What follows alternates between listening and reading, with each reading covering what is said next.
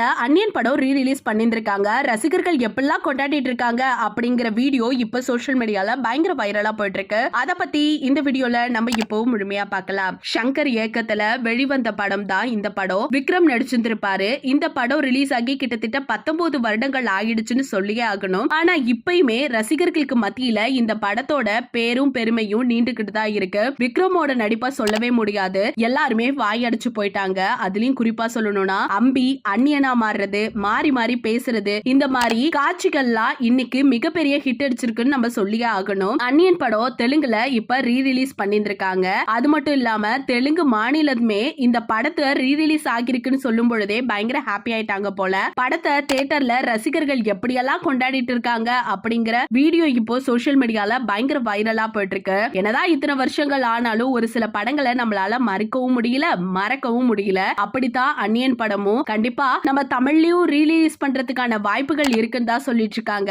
So கண்டிப்பா நம்ம அபிஷியலா ஒரு அப்டேட் வர வரைக்கும் வெயிட் பண்ணி தான் பார்க்கணும். நீங்க திருப்பியும் ரீலீஸ் பண்ணா கண்டிப்பா தியேட்டர்ல போய் பாப்பீங்களா அப்படிங்கறத மறக்காம நம்ம கமெண்ட் செக்ஷன்ல ஷேர் பண்ணிக்கோங்க. இது போல அப்டேட்ஸ் உடனுக்குடனே தெரிஞ்சுக்கணும்னா நம்ம சேனலை சப்ஸ்கிரைப் பண்ணி வச்சுக்கோங்க.